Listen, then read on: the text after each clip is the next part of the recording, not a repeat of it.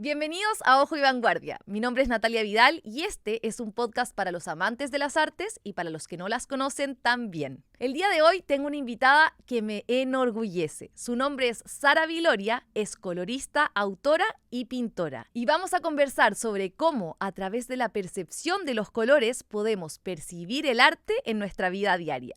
Pero antes quiero presentarte a nuestro auspiciador Flycrew. Si tienes algún conocimiento que quieras vender, como talleres, cursos, asesorías 1-a-1 o comunidades, entra a flycrew.com, hazte una cuenta y el equipo te ayudará a crear tu oferta soñada. Como en todos los capítulos, estaré acompañada de una escultura de un escultor chileno. Este es el penúltimo capítulo en que estoy con María Elena Navellán. Su mundo, compuesto de lenguaje, me ha hecho reflexionar mucho con todos nuestros invitados y hoy día contigo, Sara, sobre la forma en que el arte se fusiona con el lenguaje y nos dan una respuesta a nuestro mundo. Es que es muy bonito, porque es como confluyen todas las formas de expresión que en el fondo necesitamos para manifestar quiénes somos.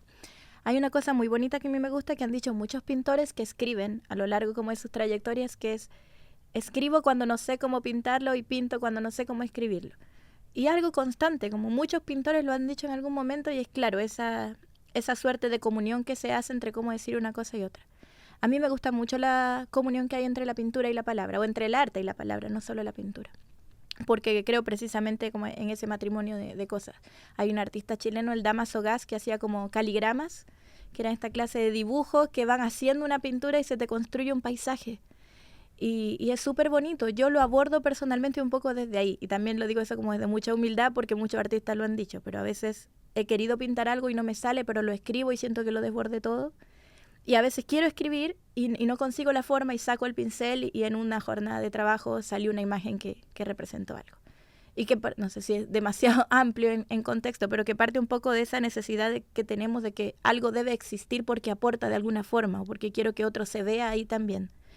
Y es lo que pasa con la palabra finalmente, porque unifica como puente entre las personas la imagen y la voz que le dio vida a esa imagen. ¿Cachai?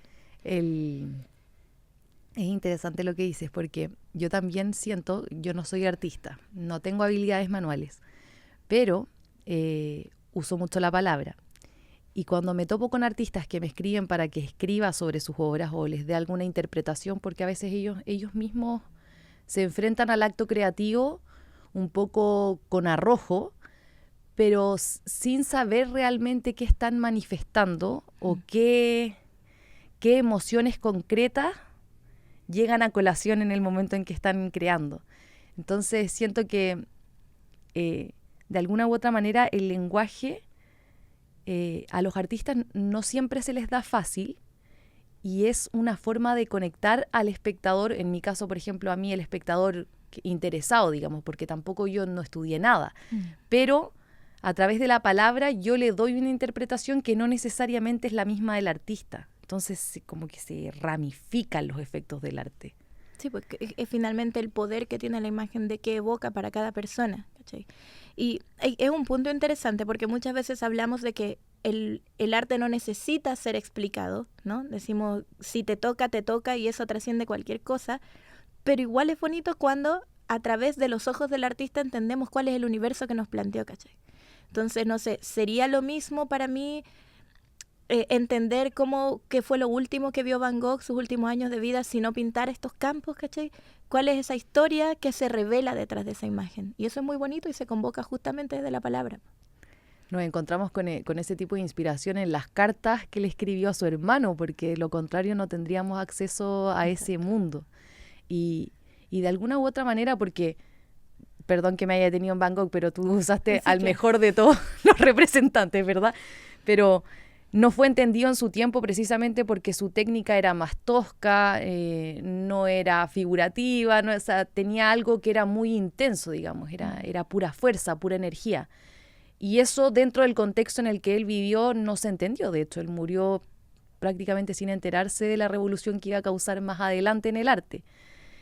¿Y crees que de alguna forma lo que ocurrió con Van Gogh es como una reivindicación que tuvo que ser a través de las letras o que tuvo que ser a través de la incursión de su mente y de la documentación que hay? Me acabas de disparar una pregunta abismal, que ¿qué entenderíamos por Van Gogh si no existieran sus cartas?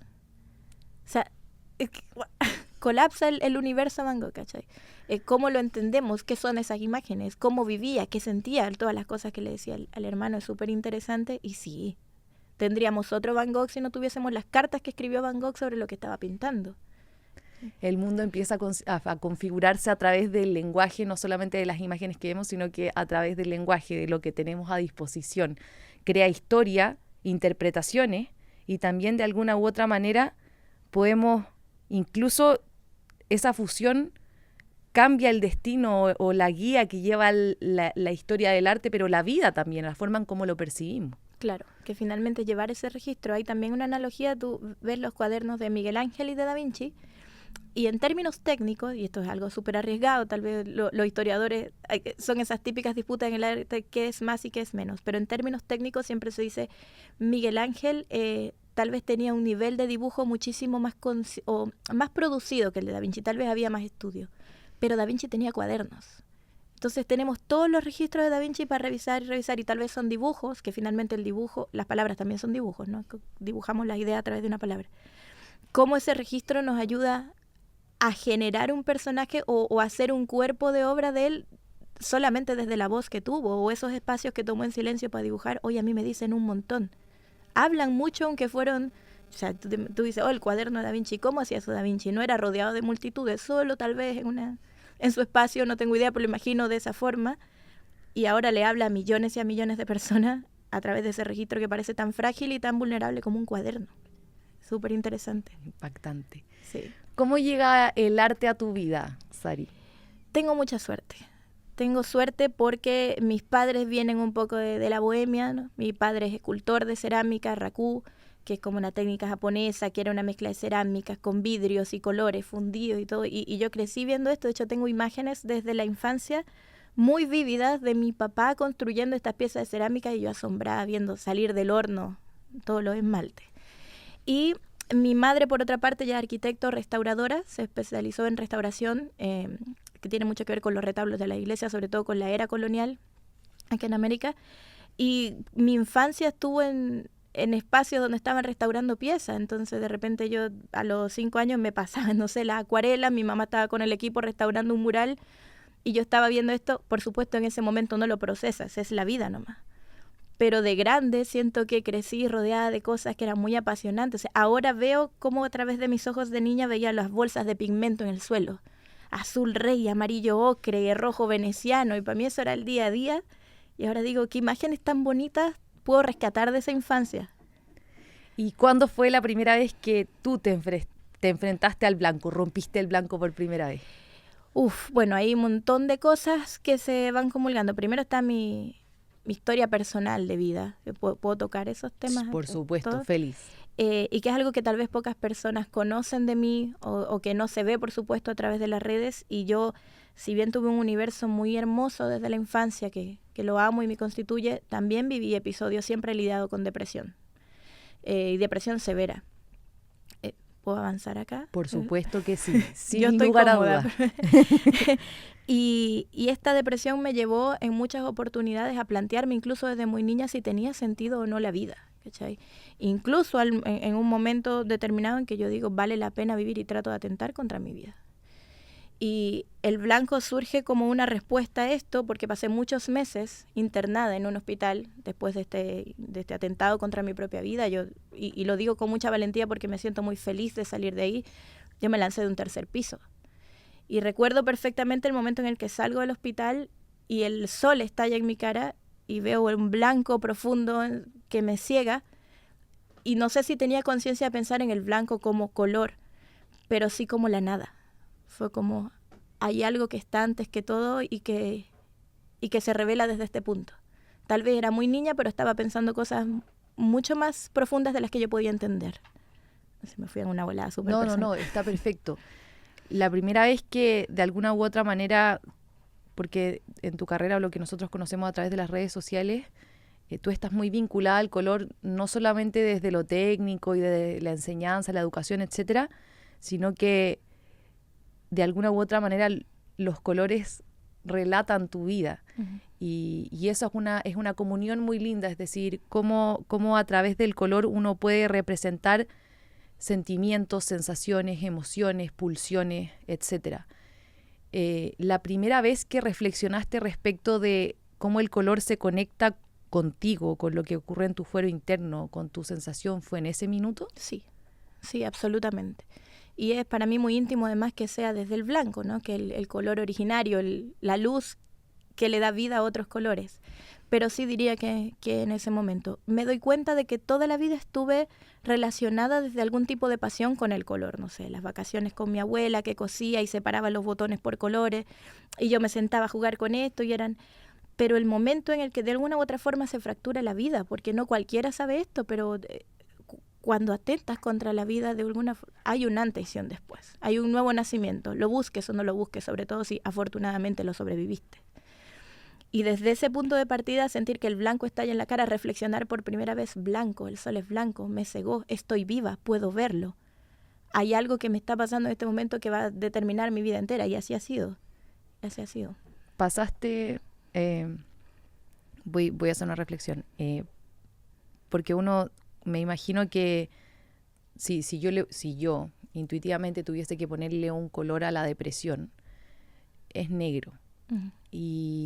Y al ánimo de cerrar los ojos y no volver a despertar, ¿verdad? También me voy a negro.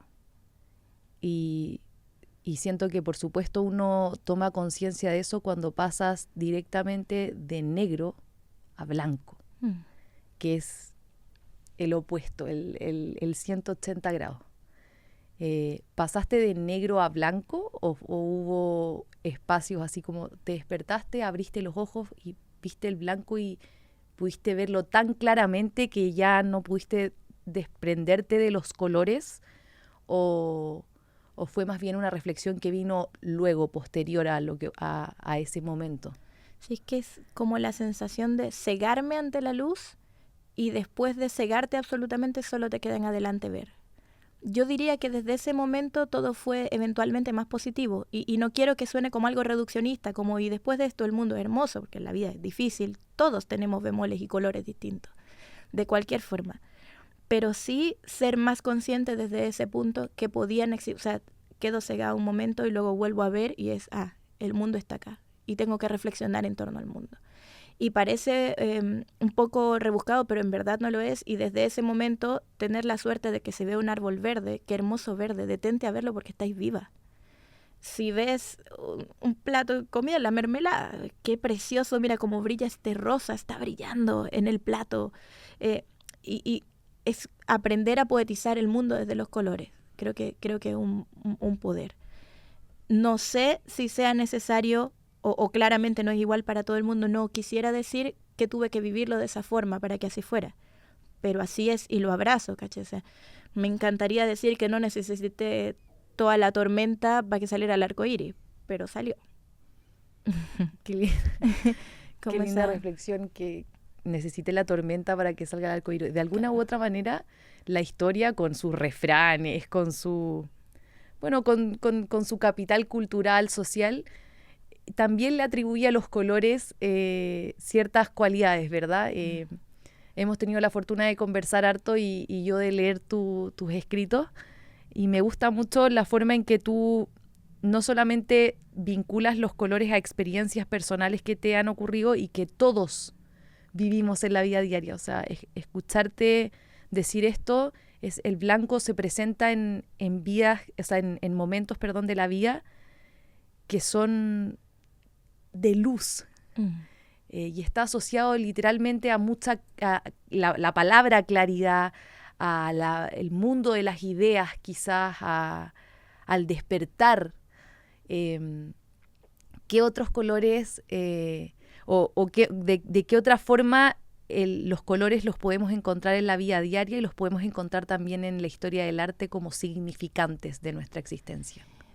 En todo. Yo hace algún tiempo estaba conversando con Leatriz Eisman, que es la directora ejecutiva del Instituto Pantone, y yo le preguntaba algo muy interesante porque era una pregunta mía. Entonces quería que ella me ayudara a responderla. Porque en muchos escenarios profesionales me topé con que de repente puede parecer que el estudio de color es algo muy superficial. Y yo le preguntaba a ella, ¿qué opinas de esto, sobre todo en Latinoamérica, que es un continente de profundas carencias? Y de repente entonces, ¿qué es necesario y qué no? Y ella me decía una respuesta tan honesta y tan directa. El punto me decía, bueno, y cuando vayas a la feria y vas a buscar un tomate, ¿ves el color del tomate? Cuando estás manejando, te fijas en los colores de la calle, dónde está el rojo, dónde está el verde, dónde... El color lo vivimos a diario, todos estamos expuestos al análisis de color. Y es muy hermoso que sea inconsciente. Es como filosofar, que cuando lo estáis haciendo de verdad porque no te estáis dando cuenta. Como ir en el bus, pensando en todas estas cosas. Y en el mundo del arte lo hermoso es que los pintores, los artistas, yo hablo mucho de la pintura porque soy del mundo de la pintura, pero englobando a todos los artistas, lo lindo es que el artista es el que hace consciente el uso del color. Lo que todas y todos hacemos, el artista dice, lo voy a poner en una pieza y va a ser una ventana a otro universo, ¿no?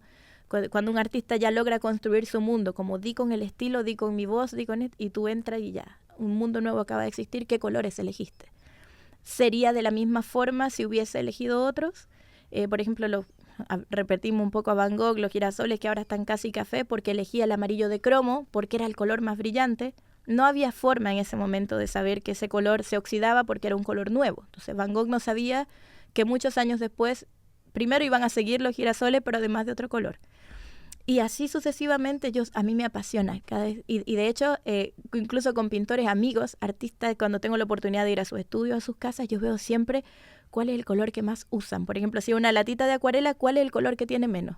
Y así como voy a ver, este es el que usa más. ¿Por qué será? O cuál es el color que tienen que comprar más. Y ese color me habla mucho de cuál es el espíritu que tiene en ese momento con lo que está haciendo. No con ánimo de un estudio precisamente psicológico, porque no soy psicóloga para saber cómo se lee o no. Pero sí porque me dice mucho de en qué momento está. Entonces, si estáis con los azules, estáis con paisaje. ¿Qué pasa? El azul es el color de la profundidad. ¿Estás en este momento en un momento íntimo de tu pintura o estás trabajando con rojos? ¿Qué está ocurriendo acá? ¿Es una revelación contra la guerra? ¿Estás enamorado? No sé, como eso, todas esas lecturas. ¿El artista lo hace consciente o inconscientemente? Yo creo que es una mezcla. Es una mezcla, porque sí lo sabes, como que lo sabes, pero también es algo instintivo, ¿no? Yo creo que las mejores obras, y estoy segura de eso, siempre hay mucho accidente. O no, entré en trance y pinté y sabía que quería decir algo, pero no sé cómo lo hice. La mayoría de los pintores o artistas te van a decir, esta obra ¿cómo pasó? Pucha, no lo sé, estaba pintando y salió y ocurrió esto, aunque haya una intención y haya una paleta selecta, etcétera. ¿Cómo fue esto? Acabo de recordar, estabas hablando y tuve un flashback. Yo aprendí hace muy poquito en un taller de foto bordado con la María Jesús Sáez y la Nati Sánchez a hacer foto bordado, y ellas me recomendaron imprimir fotos en blanco y negro para yo intervenirlas con el color del hilo, hacer bordado encima. Entonces, y me rayé. Entonces empecé a hacer muchas, de verdad lo hago porque de alguna u otra manera este movimiento mnemotécnico de estar ahí y estar, es como que te sume, al igual que el que trota en algún minuto sale de la rutina y se mete en su fuero interno, el que canta empieza sus primeras melodías un poco nervioso, preocupado de la voz, pero luego se suelta y vive en su universo. En mi caso eso me ocurrió con el fotobordado. Y el otro día puse todas mis fotos encima de la mesa para verlas y digo, ¿cómo el color está hablando de mí? Y me encontré por primera vez con esa reflexión. Yo nunca he estudiado, es decir, uno ve en redes sociales, a veces los contenidos son, desde mi punto de vista, superficiales y uno dice, ok, amarillo el color de la energía y de la esperanza, el blanco, etcétera. Pero yo lo vi y dije, uy, yo tengo claramente un tono. Entonces, mi pregunta es, ¿cómo nosotros podemos usar esta percepción del color para encontrarnos con nosotros mismos o para tener, cómo podemos encontrarnos con nuestras emociones, con lo que va más allá del día a día? Porque es fácil decir, voy sentada en la micro y te recomiendo que mires el color de los árboles porque estás viva, ¿verdad? Pero más allá de eso, hay un poder muchísimo más hondo si es que entiendes verdaderamente lo que el color puede representar. Claro. Tiene mucho que ver con lo inconsciente, encuentro yo. Por ejemplo, ahora que comentabas lo de las redes, hay unas tendencias que encuentro magnífico, que es con la colorimetría. Entonces hay chicas y chicos que te enseñan cuáles son los colores que van mejor para tu tono de piel o tu forma de vestir o todo esto. Y es súper válido porque en efecto funciona. ¿Sí? Es teoría del color pura y la teoría del color está para objetivar lo subjetivo. Pero esto también se condiciona con el entorno en que estamos. Son esos mismos colores, son iguales en otoño y en invierno. Me veo igual bajo la luz del verano y si estoy en un lugar con luces frías, cambia mucho. Y pasa un poco lo mismo con la vida y con los colores. Hay algo muy bonito del color cuando yo digo que es intuitivo, tú le preguntas a una persona, ¿qué colores te gustan? Y te va a decir al tiro cuáles le gustan. Aunque no te diga precisamente por qué. Tal vez es una pregunta mucho más compleja. Me encanta el verde claro. ¿Por qué? O no sé, me compro muchas cosas de ese color. Tal vez tiene que ver con la memoria emotiva, que es una de las ramas del estudio de color, que es que de niña había algo que ni siquiera recuerdas qué era, pero ese verde está en ti. O lógicamente por la etapa que estamos viviendo. Incluso por temas socioculturales puedes estar con un color. Pero es importante eso. Yo, en efecto, no creo que haya una sola forma de usar un color porque varía demasiado de acuerdo al entorno. Albert lo decía, dile a 50 personas en una misma habitación rojo Coca-Cola y las 50 personas van a ver 50 rojos distintos. Tiene mucho que ver con el momento que se está atravesando. Y por eso es delicado y tan bonito hablar de color. Entonces, por ejemplo, te dicen mucho, tienes que tener algo amarillo en casa cuando estás deprimido porque es el color del sol y trae luz. Tiene mucha lógica. Pero tal vez no te guste el amarillo. Tal vez no quiero nada amarillo en mi casa. Entonces, ¿cuál es el color que te da alegría? Tal vez si es el verde claro, entonces pon una lámpara verde claro y eso te va a traer más luz que la definición literal de poner algo amarillo. Tiene mucho que ver, encuentro eso, tiene mucho que ver con el contexto en que está, incluso pasa con el branding y con muchas marcas o con productos, que es como el área en el que yo trabajo, mi trabajo de Batman. Queremos hacer este producto de determinada forma y el rango etario es este y el público objetivo es este y pasa ya. Y cuando tienes todo súper claro y sabes que los colores ideales son blanco, azul y rojo, por decir, y cuando ese producto está en el estante con todos los demás que son blanco, azul y rojo, se va a distinguir, tal vez depende del contexto, cómo hacemos que esto destaque dentro de ese escenario. Tiene todos los Claro. Recorrimos todo el abanico. Claro. Y ¿cómo vas? Ok, quiero volver a ese momento en que ves el blanco, ¿cómo empieza a gestarse en esa situación especial que es como un renacer para ti? Porque es un punto de quiebre. Esa relación y vínculo con los colores, cómo ese despertar en blanco empieza a incidir en que tú incursiones hasta dedicarte a tiempo completo al estudio de los colores.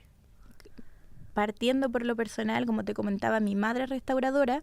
Cuando me toca elegir una carrera, yo digo, voy a ser restauradora. Ella había sido parte del equipo que formó la carrera en la ciudad, era el entorno que yo conocía, manejo muy bien el tema como asistente, porque era su asistente desde muy chica y todo. Voy a ser restauradora y mi mamá me dijo una cuestión que a mí me marcó para la vida. Me dijo, Sara, restauradores de Picasso hay muchos, pero solo hubo un Picasso.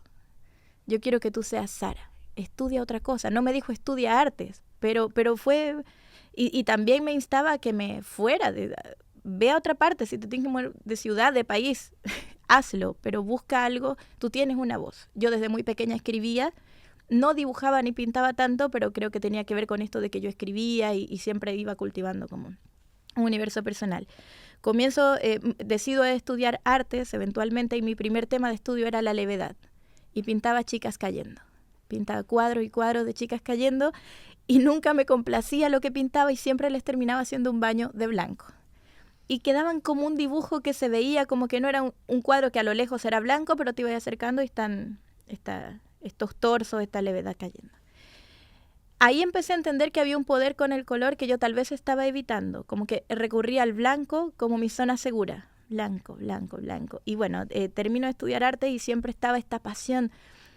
Curso que veía que tenía que ver con color, lo tomaba. Incluso en algún momento me involucré con una maravillosa escuela textil que está en Estación Mapocho, la escuela Yayin de textiles naturales, con las mujeres mapuches que saben teñir con todo el proceso de lanas naturales, siempre buscando el color, pero sin saber darle nombre a mi amor por el color. Era como estudiar arte, sé hacer cuadros, sé pintura. También venía el amor de la historia de los colores, porque en el entorno de la restauración importa mucho. ¿Qué color se usó acá para poder hacer una reintegración fidedigna y todo? Simplemente venía ocurriendo así. Y luego, que yo creo que esto es el punto de quiebre para toda la escena actual de muchas personas que somos creativas, llega la pandemia. Y hay una imagen que tragicómica, trágica por todo lo que evoca, que es de Newton, cuando estaba la plena peste negra, se encierra y así es como da con el... O sea, estaba toda Europa colapsada con este residuo del tema, la enfermedad, y él se encierra para protegerse y así es como da con el experimento de del prisma y de la luz. Y fue un poco similar, yo estaba encerrada, hacía clases online de pintura para mantener un poco mi paz mental y mantenerme haciendo algo dentro del encierro. Y digo, bueno, casi nadie está hablando en el entorno, en ese momento en el que yo estaba trabajando, de teoría del color. Revisemos un poco acá. Me puse a revisar algunos libros, redescubrí cosas que eran muy apasionantes y empecé enseñándolo como para clases de pintura y de repente ya, pero esto es todavía más que la pintura. Vamos a salir la humanidad va a salir de un encierro y ¿a qué mundo vamos a volver a ver el mundo igual? Y entonces el día que podíamos salir y sacar un permiso y todo, me iba a la plaza, iba viendo los verdes, nunca vi bien estos verdes, porque daba por sentado que siempre iba a estar en la plaza. Pasaba por una tienda, nunca vi qué lindo color el de ese abrigo, jamás lo habría visto porque no daba por sentado que no iba a poder salir. Y se fue convirtiendo como en una obsesión. Y ahí dije, no, esto tiene que tener un norte del que tal vez no me he dado cuenta, y ahí llegó el mundo CMF, que es como el color, diseño y elaboración de materiales. Busqué a Leatriz Eisman, le mandé correo directamente, hay una plataforma educativa en su página web y todo, pero busqué como el correo y le mandé correo, hola, me gusta el color, ¿puedo aprender de ti? Así como, sí, claro, aquí están mis cursos, esta es mi página, este es todo el esquema que hay que seguir. Y ahí lo tomé y me empecé a formar y estoy muy feliz porque es una forma de vida. Que cuando alguien te dice estoy haciendo realmente lo que me gusta, procuro que comulgue este mundo interior que se maravilla a diario con cosas tan simples como un naranja que está en la portada del libro, como con un trabajo que para mí significa y aporta al mundo, que es cómo entendemos los colores a nuestro favor. Desde a partir de ese momento, yo siempre que te veo, de la primera vez que, no en redes sociales, ya luego te conocí, pero traes mucho color encima. Y eso es, no hay, que me da mucha risa porque yo soy cariñosa, pero al verte a ti, cuando nos vimos por la primera vez, lo que me nació fue como, quiero ir a abrazarla demasiado. De hecho, creo que te abracé como un osito sin haberte conocido. Puede haber resultado incluso raro. Pero fue esa sensación de, eres o proyectas luz, energía, calidez, no sé cómo se dice, te sientes muy acogedora. Y mi pregunta es si tuviste ese reencuentro dentro de tu corazón, porque en algún minuto estuviste en negro. Y hoy mi pregunta inmediata es, ¿vistes a tu cuerpo como a ti te gustaría estar o vistes a tu cuerpo como realmente estás hoy? Primero, gracias. Cálido, bonito. Qué bueno que se sienta así. Creo que estoy llena de matices. Me gusta que suene bonito, estoy llena de matices porque a veces voy a blanco y a veces voy a negro. En redes siempre queremos proyectar lo mejor porque hacemos contenido para los otros, queremos que sume y queremos que sea feliz. No siempre estoy feliz. Muchas veces el color es porque estoy tan alegre que quiero exacerbarlo, casi que con las telas y en los colores hago mi propia composición. Y muchas veces me voy a negro y digo, y me voy a vestir de esto, así como un poco, créetela hasta que te sientas mejor en el día. Cuando lidias con depresión, siempre hay depresión. De hecho, de acuerdo a la Organización Mundial de la Salud, una persona que trata de quitarse la vida siempre es suicida, es como una persona con alcoholismo. Puedes estar limpio el resto de tu vida, pero es algo que estás conteniendo. Eso muchas veces, claro, no se ve en redes. Las redes es lo superficial. Esto es lo que no es superficial, el diálogo, que es lo que ocurre. Y trato en lo posible de ayudarme desde los colores, ¿no? Por ejemplo, tengo muchísimos años que no me medico, porque digo, tengo la pintura, tengo la escritura, tengo muchas herramientas para alimentar mi universo y estar mejor. Y las sé utilizar, afortunadamente. Pero no sé si sería sincero decir, sí, vivo en un mundo de colores donde siempre todo es feliz. Procuro que eso se lea de esa forma, pero no siempre es así. Le pusiste a tu hija el nombre de un color. Sí. ¿Cómo se llama tu hija ¿Y qué significa ese color para ti? Se llama siena, siena colomba. El siena es un color muy lindo. Bueno, se extraía de Siena en Italia, por lo menos hasta el año entre 39, año 41, el color se acabó de toda la cantidad de extracción que se hacía en la tierra y ahora se extrae de poblados aledaños a Siena. Pero en general hoy en día se fabrica en laboratorios este color de manera sintética y se le da ese nombre a ese tipo de coloración. Es un café, el siena es como acaramelado, un color muy bonito, terroso. Y también fue uno de los primeros colores que usó el ser humano para manifestarse, ¿no? Que era tomar del suelo la roca, la tierra y llevar a la pared de la caverna un dibujo. Y para mí es un color súper simbólico por lo mismo. Primero, melódicamente me gusta mucho, siena, me gusta. Y segundo, tenía que ver con el color primigenio que se utilizó.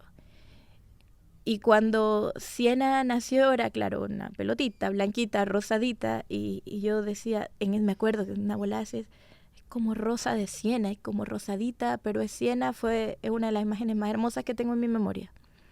Y me encanta que su nombre sea el de un color porque garanticé para su vida, eso espero, confío en que siempre haya color, siempre hay una visión más allá. Respecto de eso, es tu primera hija. Sí. Te enfrentaste por primera vez a la maternidad y tienes este acervo de conocimientos.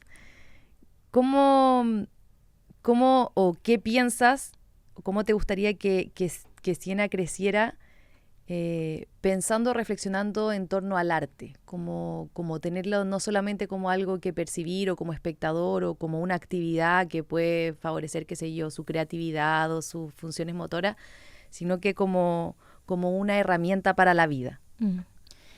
Me gustaría que fuese, no puedo evitar partir de mi experiencia, pero que fuese un poco sin darse cuenta. Siena hace muchas cosas que son herencia de mi propio trabajo, como tal vez el hijo de un doctor entiende instrumentos que otro niño no, se sabe el nombre de colores, distingue. A veces el otro día corrigió al papá, le toma un lápiz azul, es violeta, tiene 2 años.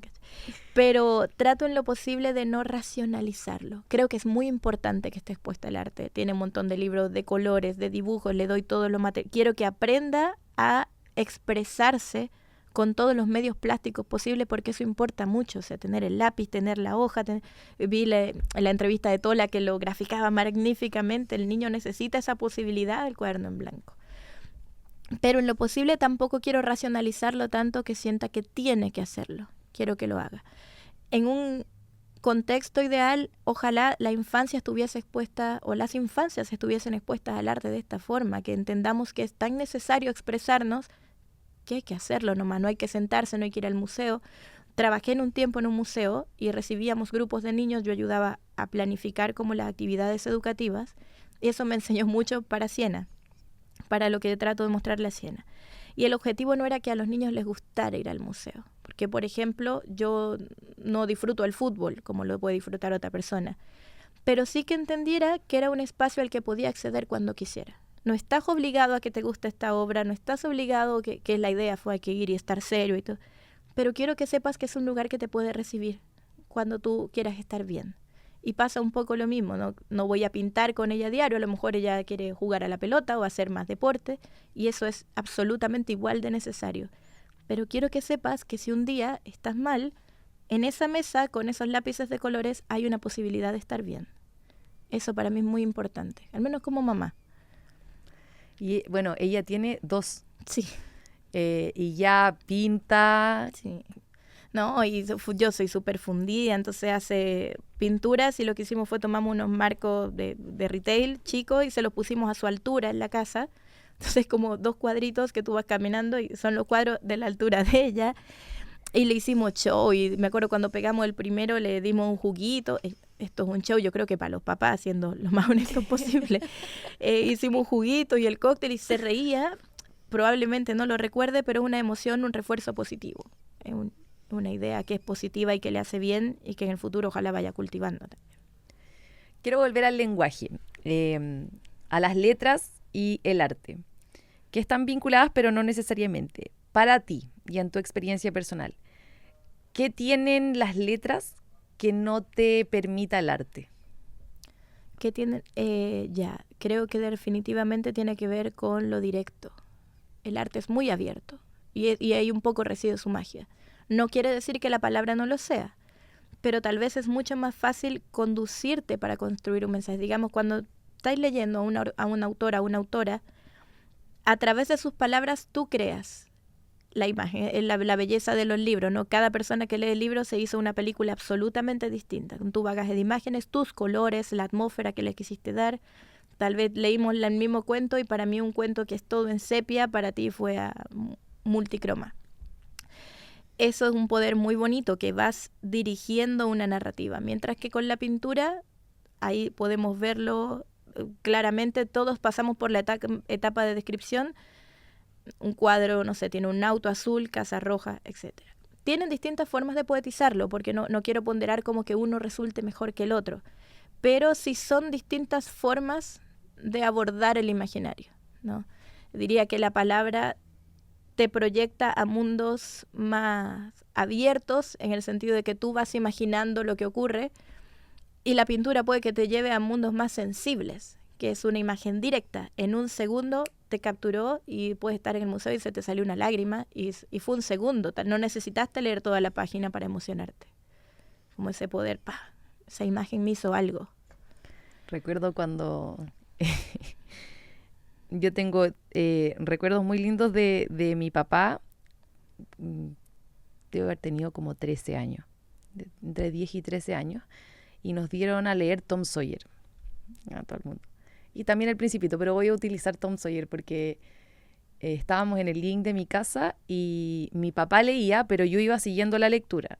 Y él se cercioraba de que yo estuviera siguiendo la lectura, porque claro, de repente cuando nos leen los libros, uno puede estar durmiendo cualquier cosa. Entonces, venía una parte en que venía el indio Joe.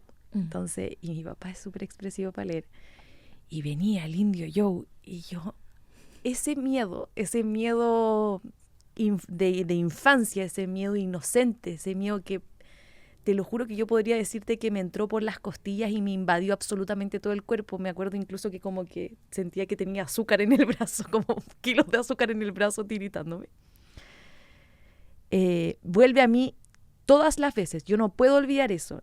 Y recuerdo cuando vi un documental, no fue un documental, fue un cortometraje o un tráiler de la película de Tom Sawyer. Se vino todo abajo. Fue como cuando vi al indio Joe, como yo no me lo imaginaba, por supuesto, y en una escena muchísimo más real de la que yo me imaginaba, pero me di cuenta de la posibilidad que tienen las letras de hacer posible un mundo que podría ser real, pero que tiene mucho de ficción, pero que no se desconecta de la realidad, sino más bien, porque una película de ficción es ficción, uno puede verlo, es como que nos separáramos al ver una película y decir, ya, sí, como Apocalipsis Now, como ya, pero sé que no. El mundo de las letras a mí me hace sentir que sí es posible, o que sí va a ocurrir, que la ficción se va a transformar en realidad en algún momento. Y las obras de arte me ocurre lo mismo, que encuentro ahí la escena. Entonces luego recuerdo la imagen. Es una reflexión linda porque tengo el mismo lindo recuerdo, generan esa emoción, como tengo el mismo lindo recuerdo del indio Joe cuando venía, al momento en que vi el Jardín de las Delicias del Bosco. Fue la misma sensación, pero una sensación así como... A mí por lo menos no es miedo, es congelamiento, como todo esto es el cielo, el infierno, el pecado, miles de personas en el mundo. Lo mismo, como fue una reflexión que me despertó en el momento en que me dijiste, claro, las letras hacen posible que tú te lo imagines, el arte quizás...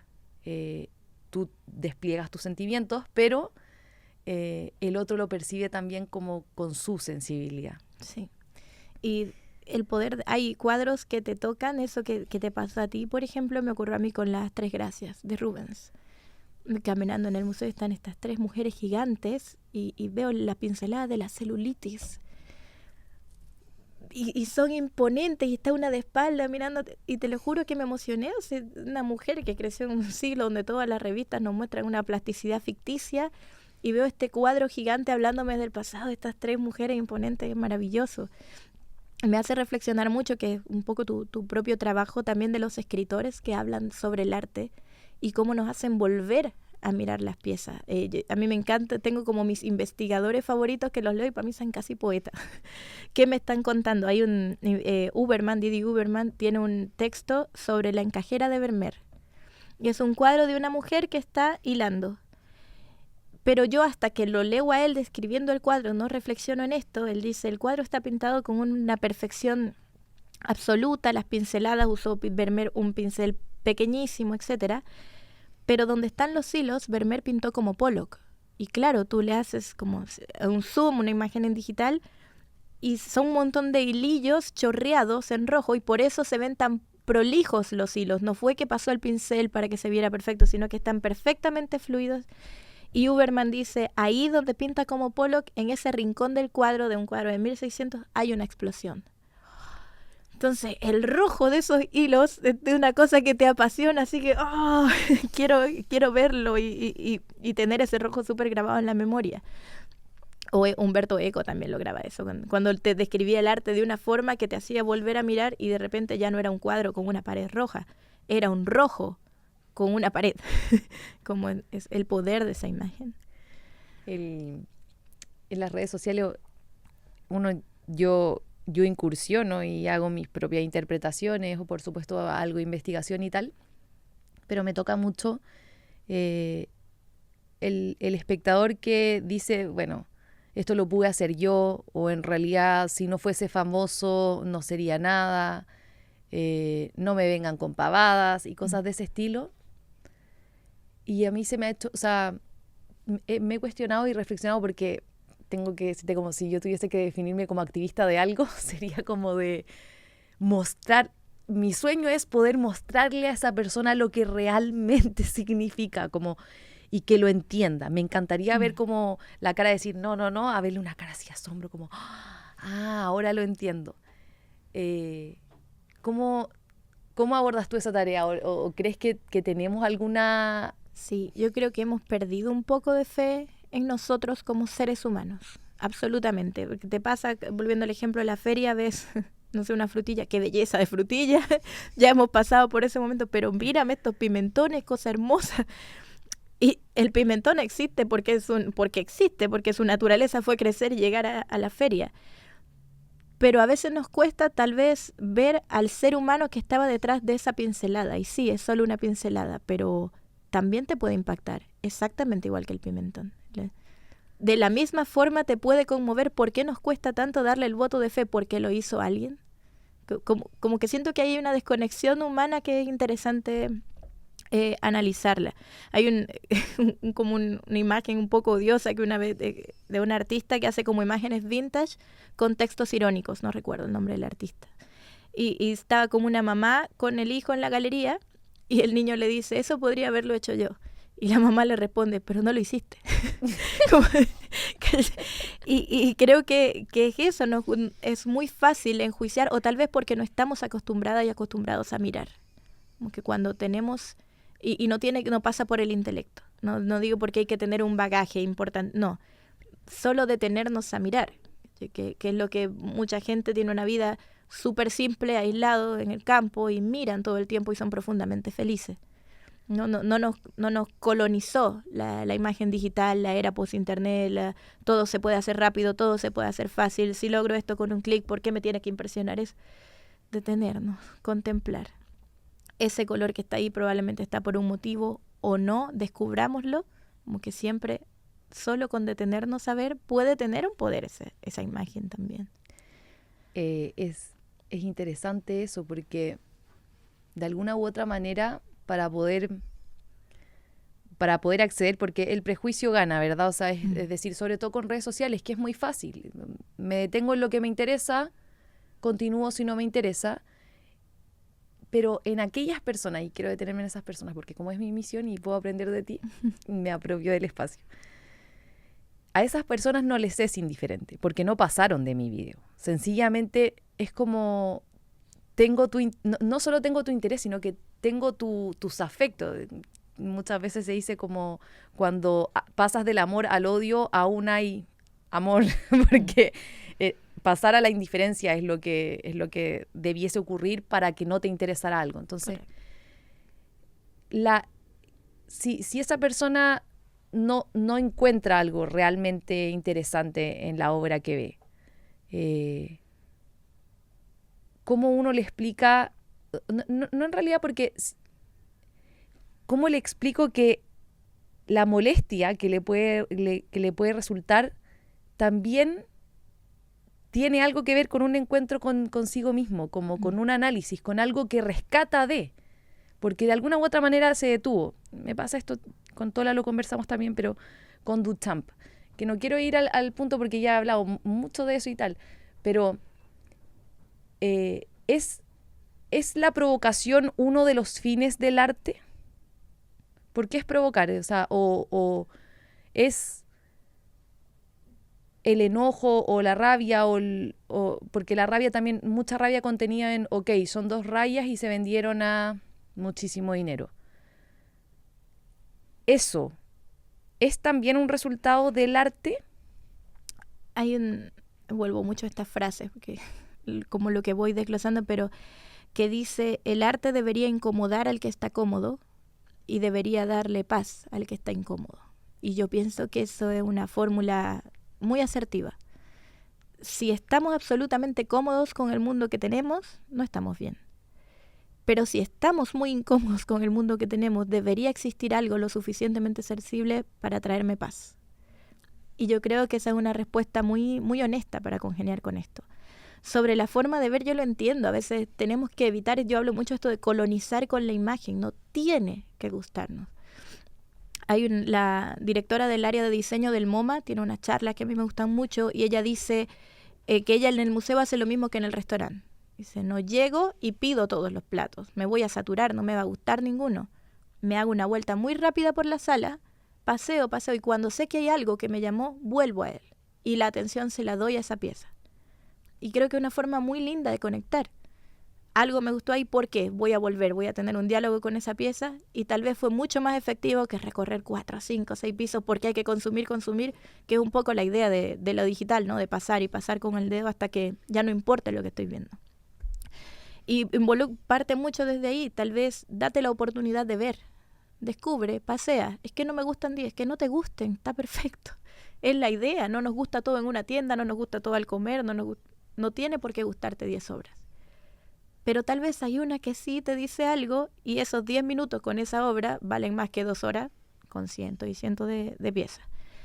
De cualquier forma, a mí me gusta mucho el arte contestatario, me gusta cuando el arte es político, porque nos remueve. Pasó recién con el retrato del rey Carlos. Me encanta.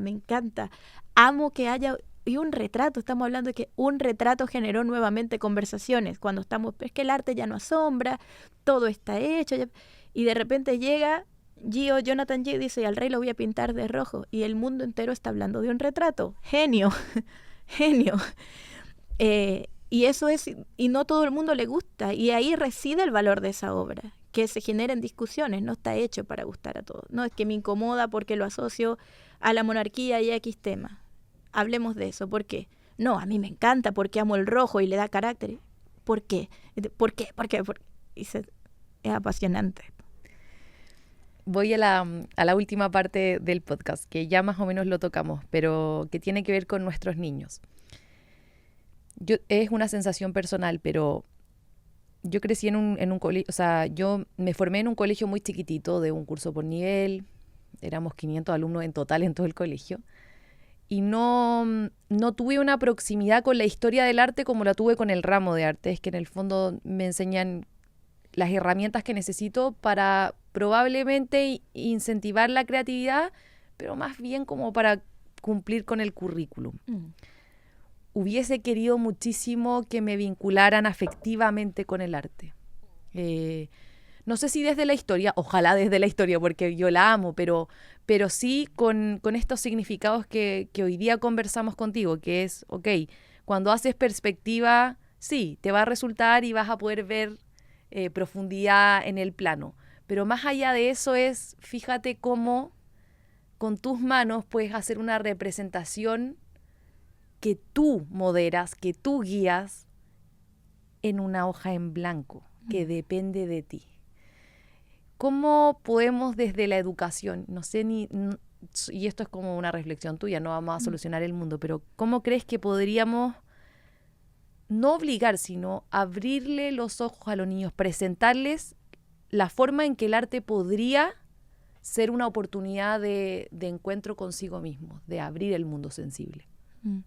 No, es una pregunta súper compleja, es casi como el arte, es más fácil decir cómo no que cómo sí. Y el gran reto está en que somos una sociedad post-internet. Entonces tenemos acceso rápido a muchas cosas y ahí nos planteamos, ¿es necesario hacerlo? Si ya está hecho, ¿para qué? Pero creo que precisamente es un poco, para eso es la resistencia. No va a dejar de existir. Las resistencias se generan solo para que ocurran de la forma más progresiva o sutiles posible. Conectemos con las manos. Es tan sencillo como conectar con las manos, esculpe, dibuja, juega con la tierra. Es muy cliché, muy obvio, lo vemos en todas partes, pero de verdad control con las pantallas. A mí me interpela, yo trabajo haciendo contenido para pantallas, pero siempre buscando que el detonante sea que lo que estás viendo ahí te invite a salir de ahí. Entonces tal vez te hablo de un color que puedes ir a buscar a la tienda y hacer algo con ese color y tal vez eso valió la pena que lo viéramos un poco en la pantalla, desde ahí suma. Sobre si hay que hablarles de arte a los niños, yo creo que hay que hacerlos vivir arte y puede ser de muchas formas. Tal vez no tienes que hablarle de arte, no todo, yo no sé muchas cosas que me encantaría saber del arte, pero trato de que mi hija, hablando por mí, siempre tenga acceso a herramientas que la permitan manifestarse, expresarse, sea con el dibujo, sea con la escultura, sea moviendo barro, sea recortando revistas que ya no funcionaban. Tiene mucho que ver también, creo que es importante enlazarlo siempre, yo soy súper ecológica. Entonces, y en el mundo del color CMF se habla mucho de la ecología del color, que a veces hablamos, no, esto compré un producto sustentable y la caja en la que viene está inyectada de blanco, de titanio, y eso cuando termina en el vertedero es toxiquísimo. Y pienso que es importante relacionarlo también a los niños. Si estamos en la era de lo desechable, ¿cómo aprovechamos lo desechable? Volvemos a jugar con los cartones, con el collage, hablamos de un color ecológico. De repente, no, es que esta pintura ya está seca y se puso mal. ¿Por qué no hacemos una escultura con esta pintura seca? Y si la pegamos con cola fría, ¿se puede lijar? ¿Puede tener las manos? Porque finalmente eso es lo que nos conecta con sentir y lo que nos separa de la generación previa al internet es que teníamos que ocupar las manos y ahora no. Entonces la respuesta puede estar por ahí. No es fácil, no vamos a resolver el mundo.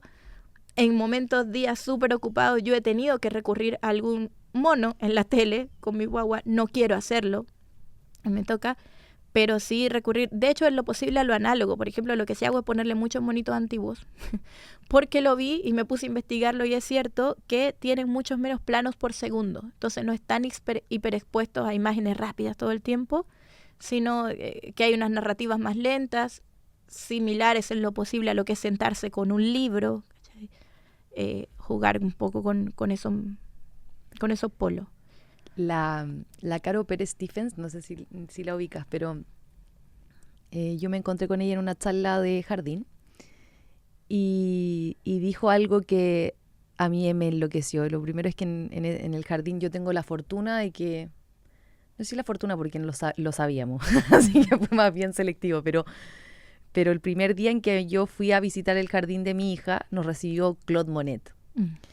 Y en esa charla, ella dice, yo crecí en una familia en que desde chiquitita me hablaron de artistas, Vincent Van Gogh, Da Vinci, no de manera forzosa, sino que en mi casa había muchos cuadros, me instaban a mirarlos, ¿qué ves ahí?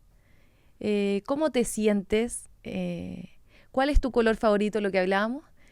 Y ella contó que luego de, ponte tú que a los 15, 16 años, tuvo la oportunidad de ir al museo, qué sé yo, de Orsay y encontrarse con Vincent Van Gogh. Y que ese momento ella lo sintió como si se estuviese encontrando con amigos de la infancia, pero que fue un encuentro tan afectivo, tan cercano, como si hubiesen podido eliminar la barrera del tiempo, la cronología, etcétera, y encontrarse en un mismo lugar. Y yo te diría que ese es uno de los momentos en que yo me puse a pensar como, ¿cómo hago yo? O no para forzarlo, pero a mí me encantaría que mi hija Simona pudiese sentir eso. Y en ese jardín ocurre que Simona, yo trabajo con arte, entonces tengo mis libros y imprimo ahora las fotos de fotobordado que me rayé. Y me acompañó a imprimirlos y vio, se imprimió una foto y me dice, Vincent Van Gogh. Ah, sí, Vincent Van Gogh, La Noche Estrella. ¿Le vas a poner azul, mamá? ¿Qué, hija? Dije yo. Y tenemos que comprar hilo azul. Sí, mi amor, sí. Y sale otro, Yayoi Kusama. Y ella, yo la disfracé, tú viste la foto de Yayoi Kusama. Sí, mi amor, es Yayoi Kusama. ¿Vamos a comprar hilo rojo también? Sí, mi amor, vamos a comprar. Ya, y Frida Kahlo también la reconoce por sus flores en el pelo.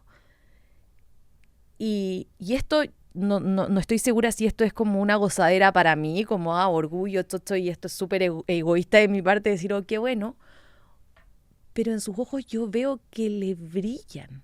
Yo veo que ella lo siente de alguna manera muy instintiva y muy primitiva, pero lo siente. Y no sé cómo eso se podría extender a los colegios.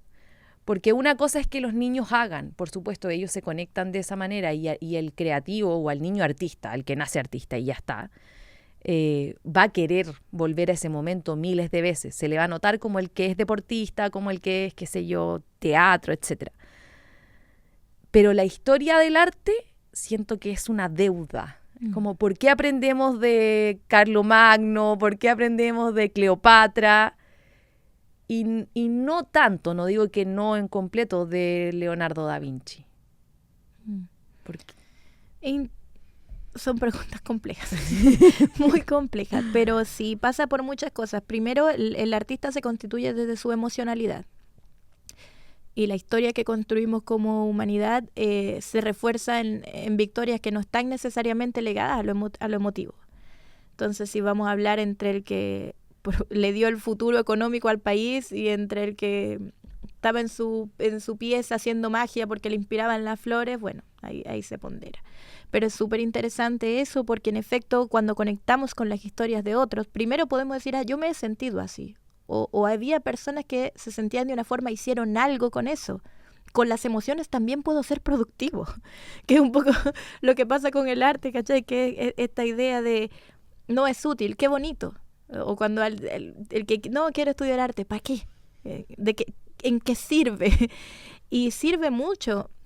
Yo pensé, en la pandemia yo estaba muy feliz porque nos obligó a hacer cosas con las manos. Todo el mundo estaba descubriendo algo, banana bread, el tejido, acuarela, todos estábamos haciendo algo con las manos y descubrimos que era necesario y si no hacíamos algo nos volvíamos locos en medio de este encierro.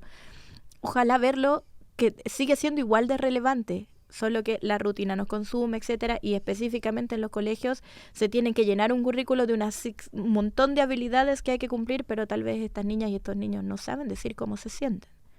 Todas estas habilidades van a tener ese potencial si no sé expresarme. Tenía unas alumnas, porque hasta hace poco hacía clases de acuarela con unas alumnas magníficas, y una de ellas tenía a su hijo en un colegio que es el único avalado por Microsoft, no sé, una cosa, y ella decía que le interesaba mucho fomentar las habilidades blandas en su hijo, y decía, porque ahora con la IA y con la tecnología es lo único que va a faltar. Ella era técnico, médico, y decía, hay muchas cosas de mi trabajo que ya la están haciendo las máquinas, cosas que me tomó años aprender. Y en ese sentido sería esencial, ¿no? La historia del arte, finalmente la historia de personas que lograron hacer con sus sentimientos cosas que son muy relevantes al día de hoy, ¿no? Lo único que estoy haciendo es dándote la razón. No tengo la respuesta, pero estoy de acuerdo contigo. Ay, dijiste algo que, no sé, hay momentos en que uno simplemente guarda en su cajita del corazón y es así, es. Se puede hacer con las emociones algo productivo. algo más que productivo. O sea, los artistas de los que estamos hablando son pocos, pero cambiaron el mundo igual como lo hizo Isaac Newton o Marie Curie o desde sus áreas. Oppenheimer, ahora que vi la película, fue terrible ver esa película. Ojalá nuestros niños también, bueno, hoy en día igual ha cambiado un poco eso. He visto más apertura en estas generaciones respecto de dejar que se desenvuelvan en las áreas que les gustan, no en las que se supone les va a ir mejor. Y de alguna u otra manera quizás la tecnología también ha permitido que eso sea posible. O sea, nosotros tenemos como a satanizar la tecnología, pero yo hoy día, claro, estoy en las redes sociales, espero que mi hija no las vea nunca hasta muy adelante, pero a mí me permitieron dedicarme a lo que realmente me apasiona. Es decir, hoy día estoy escuchándote y parece que mi corazón fuese floteando en las mejores mareas que existen en el mundo. Me siento en el Mar Caribe.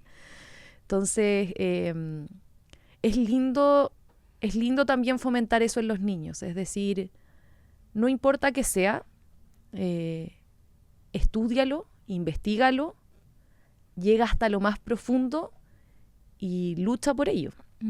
No importa si es arte, si es ingeniería, está bien también, si son matemáticas, astrología o arqueología. Lo importante es míralo, entra en el mundo, ten conciencia de que vas a tener que luchar y esforzarte, pero como en todo en la vida, y busca ser feliz con ello. Absolutamente. Y impacta en todas las áreas. El color, pero volviendo un poco con el tema del color, se ha comprobado los efectos en el estado de ánimo en una oficina de ingenieros. Tal vez tener un entorno más sensible con colores ligeros nos hace más relajado el día, tal vez cambia tu forma de vivir ese día. O también cuál es la relación con nuestras infancias. Recordé, no quiero irme mucho por las ramas, pero mientras estábamos hablando de esta tendencia que hay de la neutralidad de las piezas de los chicos, es como entonces como que casi les robamos los colores porque se ve bien, porque a papá o a mamá le da tranquilidad llegar a un sitio que se ve absolutamente ordenado con tonos neutros y el niño no se entera de cómo el rayón y el sucio y el rojo y los colores primarios de partida. Entonces sí, sensibilizarte. En todas, es cliché, el arte está en todas partes, pero lo que sí es cierto es que podemos sensibilizar en todas las áreas. No sé, no tengo idea de, por ejemplo, cómo se manejan los equipos deportivos, pero ¿qué les harán arteterapia? ¿Cambiarían los resultados si hubiese todo un equipo de artistas acompañándolo? No sé, importa mucho. Sara, te quiero dar las gracias por venir hoy día. Personalmente, es una de las mejores conversaciones que he tenido en mi vida, ¿verdad? Estoy flotando de gratitud. Eso. No, gracias a ti. De hecho, es al revés. Yo tengo la posibilidad de mantenerme siempre muy entera y después algo ¡ah! Estuvo súper bonita la entrevista, así que muchas gracias. Son espacios que importan.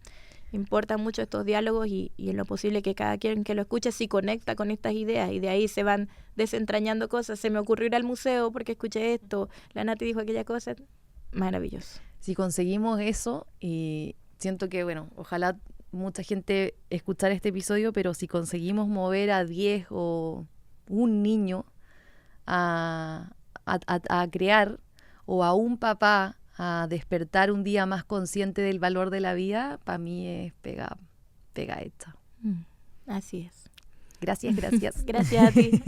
Gracias por llegar al final de este episodio. Para mí ha sido una joya de conversación. No olvides suscribirte a YouTube y a Spotify y estar atentos a los próximos capítulos que tendremos. Y si tienes alguna sugerencia de invitado, te invito a que me lo dejes en los comentarios. Nos vemos en el próximo episodio. Que estés bien. Chao, chao.